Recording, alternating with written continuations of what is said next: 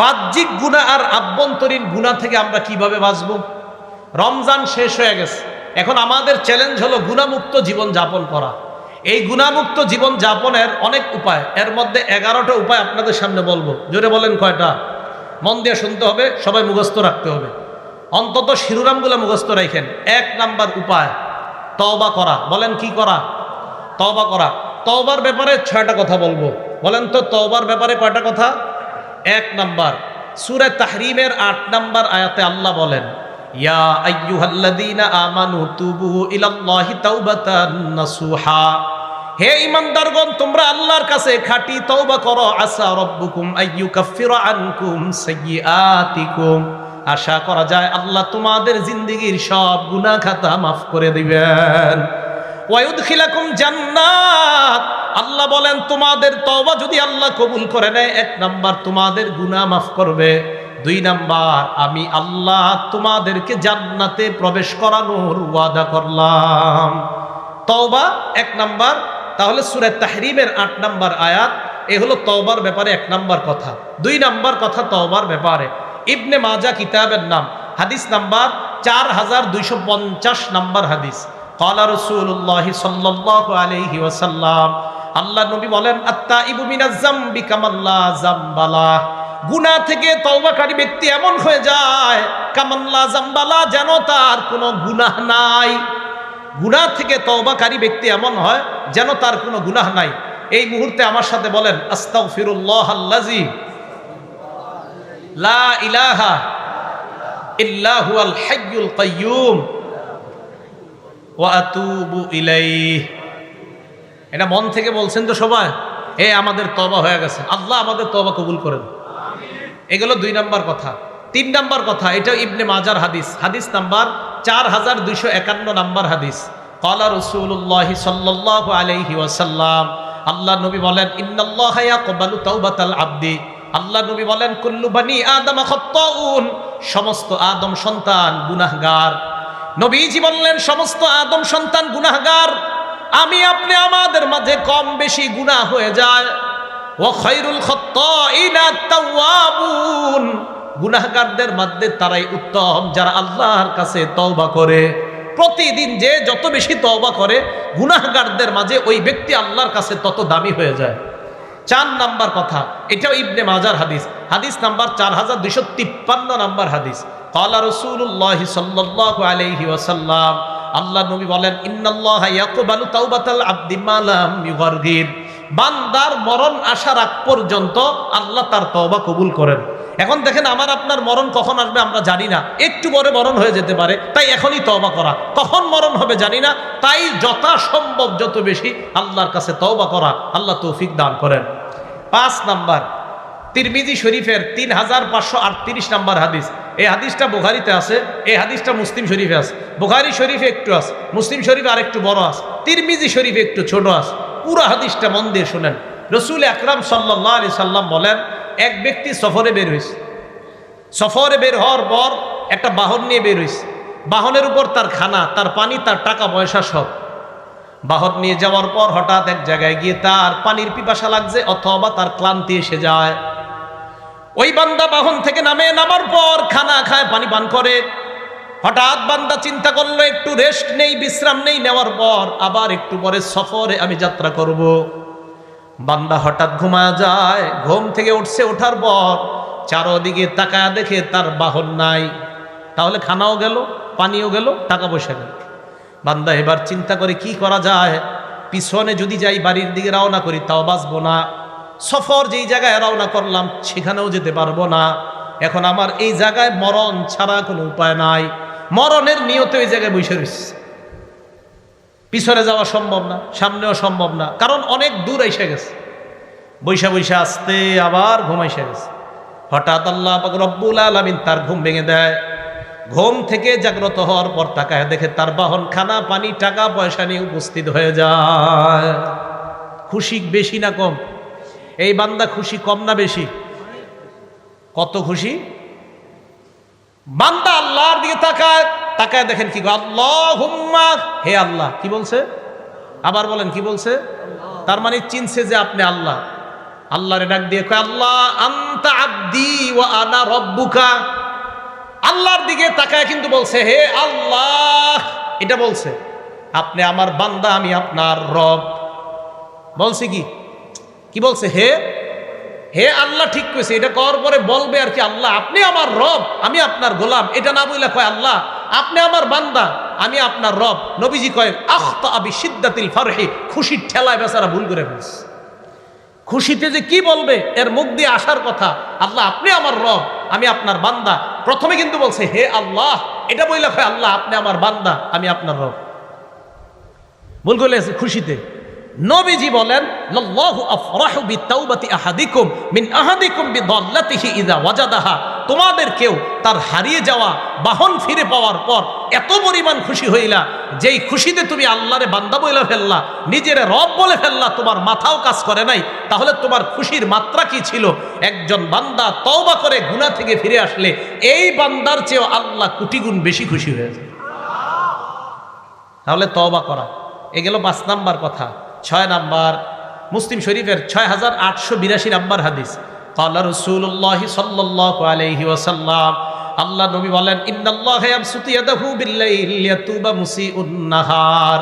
আল্লাহ পাক রব্বুল আলামিন রাতের বেলা তার কুদরতি হাত প্রসারিত করে দেয় দিনের অপরাধীদেরকে ক্ষমা করার জন্য।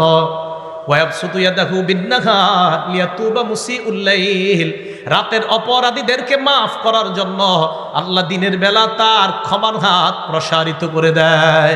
24 ঘন্টা আমাদের তওবা কবুল করার জন্য আল্লাহ পাক রব্বুল আলামিন তার ক্ষমার হাতকে প্রসারিত করে দেয়। ভাই বেশি বেশি তওবা করবো আল্লাহর কাছে, রাজি আছি না ইনশাআল্লাহ? তাহলে আভ্যন্তরীণ গুনাহ, বাহ্যিক গুনাহ থেকে মাপ পাওয়ার 1 নাম্বার উপায় তওবা করা।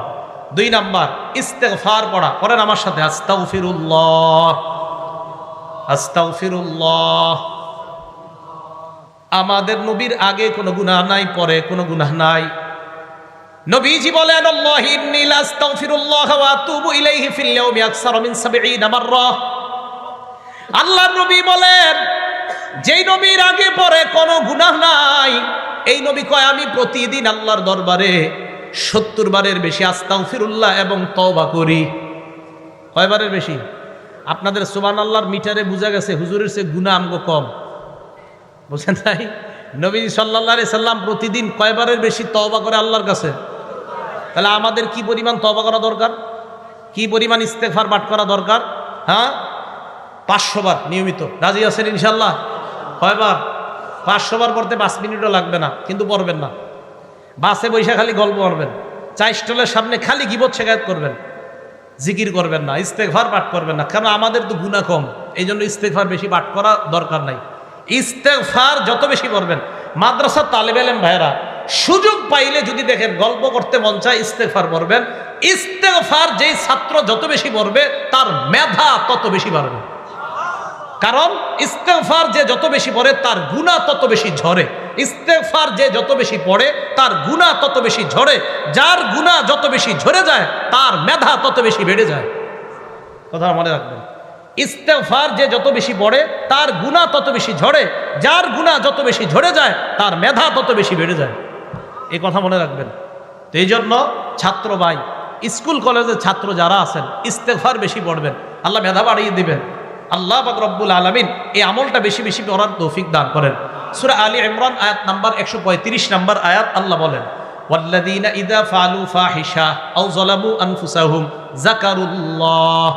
যারা অশ্লীল কর্ম করে, নিজেদের উপর জুলুম করে, সাথে সাথে আল্লাহরে স্মরণ করে, ফাস্তাগফারু লিযুনুবিহিম, অপরাধের জন্য ক্ষমা চায়, ওয়া মাইয়াগফিরুয যুনুবা ইল্লাল্লাহ, আল্লাহ ছাড়া গুনাহ মাফ করার আছে কে?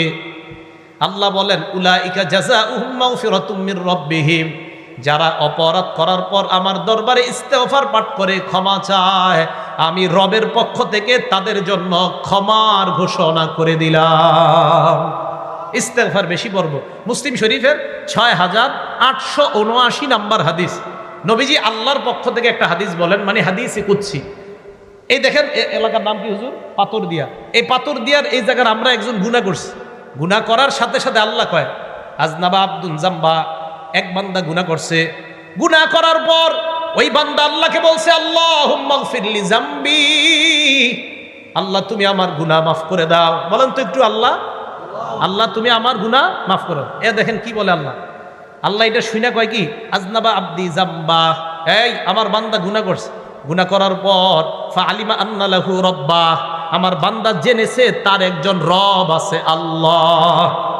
ইয়াগফিরুজ যামবা, যে রব গুনাহ মাফ করে দেয়, ওয়া ইয়াখুযু বিযামবি, গুনার কারণে পাকড়াও করে। আমার বান্দা জানে তার একজন রব আছে যে রব গুনাহ মাফ করে, তাই তো বান্দা আমাকে বলছে আল্লাহ তুমি আমার গুনাহ মাফ করে দাও। আমার বান্দা জানে তার রব আছে, তাই আর কারো কাছে মাফ চাইনি, রবের কাছে চাইছে। এটা বলার পর আল্লাহ কয় সুম্মা আদা ফাআজনাবা, বান্দা গুনাহ থেকে মাফ চাওয়ার পরে আর গুনাহ করে না। ইবলিস আবার গুনাহ করায় ফেলছে, গুনাহ করার পর আবার কয় রব্বি ইগফিরলি, মাবুদ মাফ করো।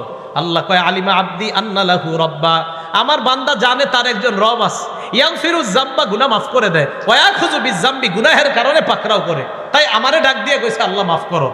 আল্লাহ কয় সুম্মা আদা ফাআজনাবা, বান্দা আবার গুনাহ করছে, শয়তান করায় ফেলছে, আবার আমারে ডাক দিয়ে কয় রব আমারে মাফ করেন। আল্লাহ কয় আমার বান্দা বারবার জানে তার একজন রব আছে মাফ করার মতো। সুবহানাল্লাহ। এক পর্যায়ে আল্লাহ কয় কদ গফারতু লাকা, বান্দা আমি তোমাকে মাফ করে দিলাম, আমি তোমাকে মাফ করে দিলাম। ভাই আমরা গুনার জন্য ইস্তেগফার বেশি বেশি কার দরবারে পাঠ করব? আল্লাহর দরবারে। গুনাহ মাফের 2 নাম্বার উপায় ইস্তেগফার পাঠ করা। নিয়মিত আমরা বেশি বেশি ইস্তেগফার আর তওবা করব, আল্লাহ তৌফিক দান করেন। 3 নাম্বার গুনাহ মাফের উপায়, বাংলাটা মনে রাখবেন। 3 নাম্বার উপায়টা ক্ষমা পাওয়ার আশায় আল্লাহর কাছে ক্ষমা চাওয়া। বলেন তো বাংলাটা, পাওয়ার আশায় আল্লাহর কাছে, না না ভুল হয়েছে, ক্ষমা পাওয়ার আশায় আল্লাহর কাছে বারবার ক্ষমা চাওয়া। বলেন কি বলছি, আল্লাহর কাছে বারবার ক্ষমা চাওয়া। হ্যাঁ হাদিস দিচ্ছি, তিরমিজি শরীফের 3540 নাম্বার হাদিস, তিরমিজি শরীফের 3540 নাম্বার হাদিস। এই হাদিসটাও হাদিসই কুদসি, মানে আমাদের নবী আল্লাহর পক্ষ থেকে বলছে। আল্লাহ আমাদের আপনাদের সবাইকে ডাক দিয়ে বলে ইয়াবনা আদম, হে আদম সন্তান, ইন্নাকা মা দাউতানি ওয়া রাজাউতানি, তুমি আমাকে যতবার আমার কাছে দোয়া করো, ক্ষমা পাওয়ার আশায় যতবার আমার কাছে দোয়া করো, গফারতু লাকা আলা মা কানা ফিকা ওয়ালা উবালি, ততবার আমি আল্লাহ তোমার গুনাহ মাফ করতে কারো পরোয়া করি না। ভাই পরোয়া করা কাকে বলে বলেন তো? আমি আপনাদের কাউরে বললাম, কেউ যদি এটা শোনাইতে পারে তারে 100 টাকা দিব। তো হুজুর বললো না দিয়েন না, আমি বললাম না আমি দিব, আপনার কি?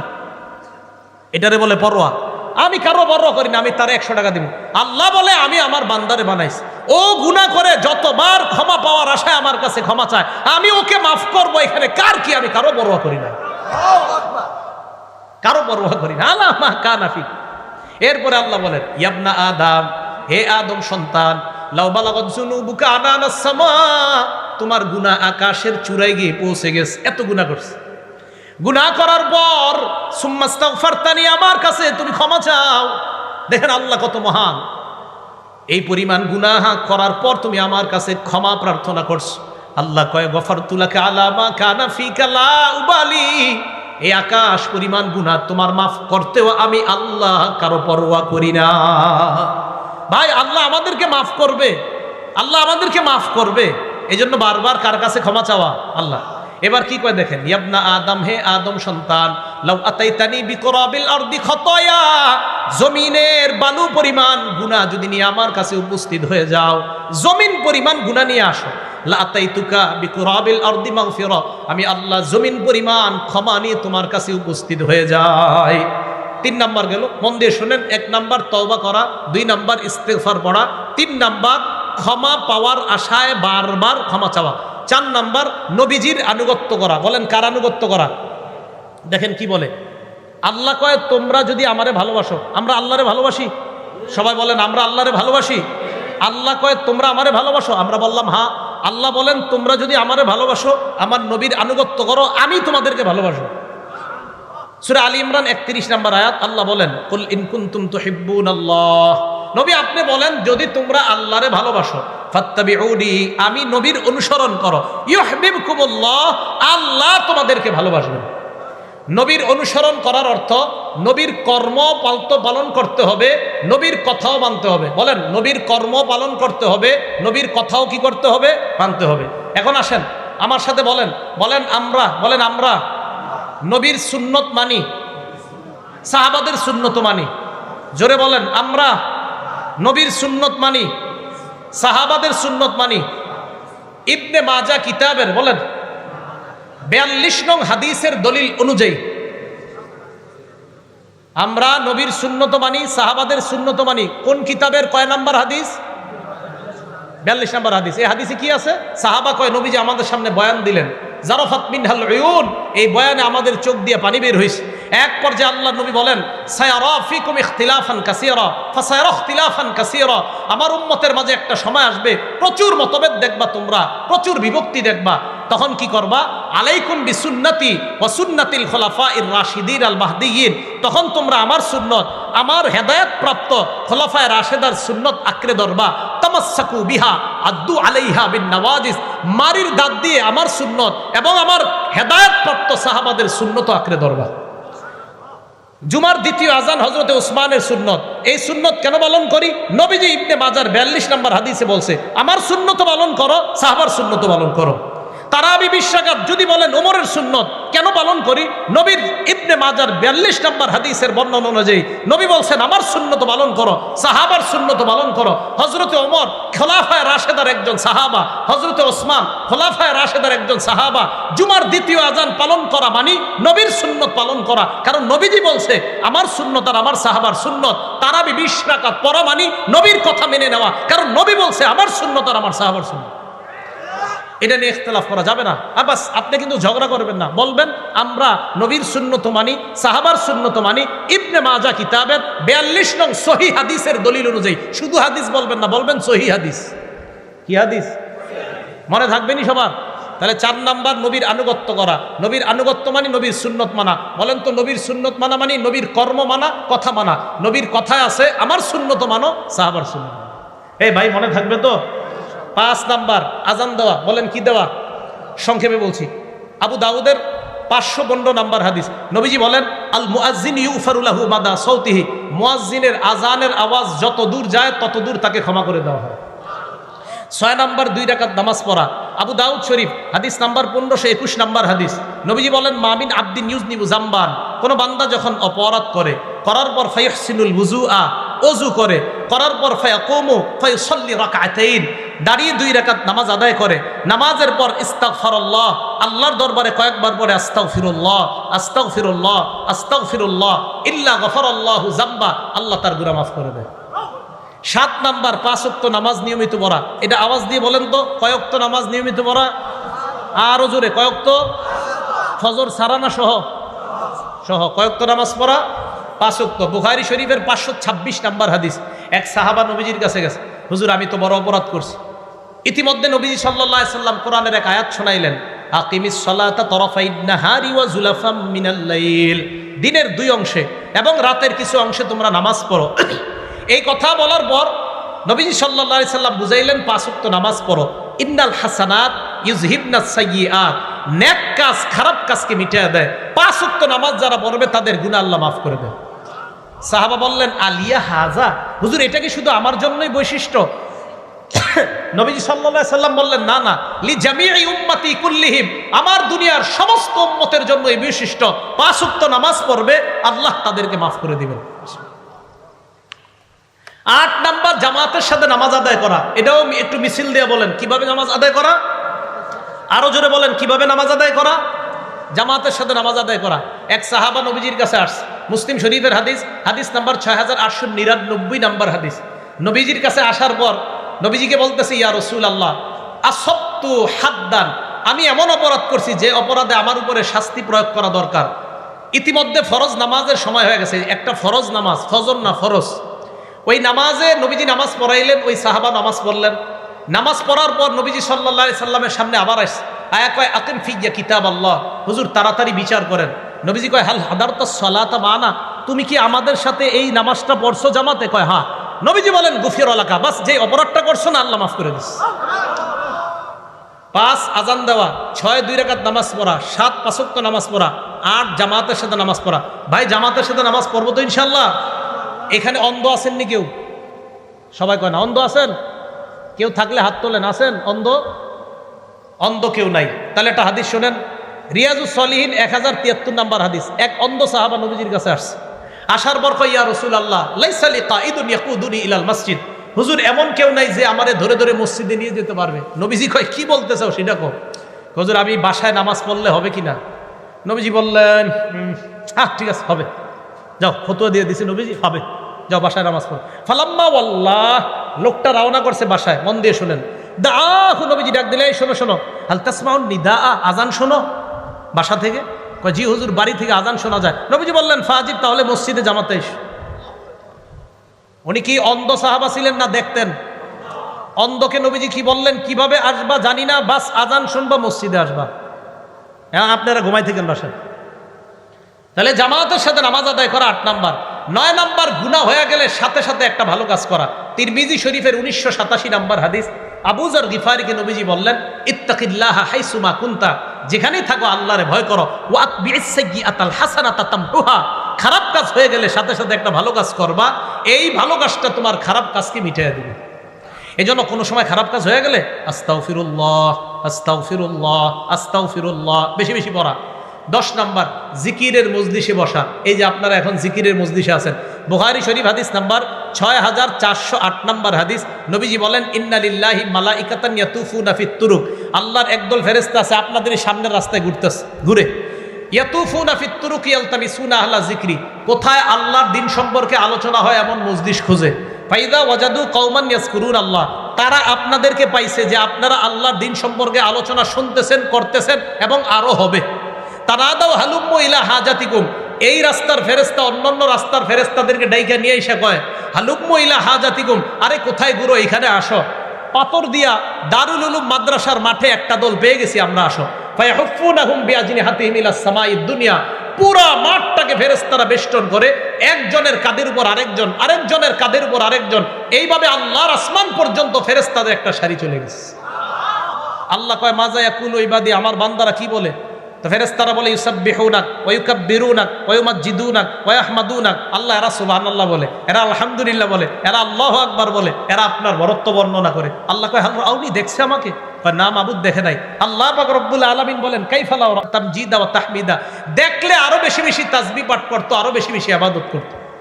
আল্লাহ কয়, কি চায়? কয়, জান্নাত চায়, জাহান্নাম থেকে বাঁচতে চায়। শেষে আল্লাহ বলে, ইশহাদু আন্নী কদ গফারতু লাহু, সাক্ষী থাকো, এই পাথর দিয়া মাদ্রাসার মাঠে আজকে যারা বয়ান শুনতেছে এবং শুনবে, শেষ পর্যন্ত থেকে বাসায় যাবে, আমি তাদেরকে মাফ করে দিব। 11 নাম্বার, আল্লাহর জিকির করা। কি করা? আল্লাহর জিকির করা। তিরমিজি শরীফ 3375, তিরমিজি শরীফ 3377, বুখারী শরীফ 6407, বুখারী শরীফ 6405, মুসলিম শরীফ 1239 নাম্বার হাদিস।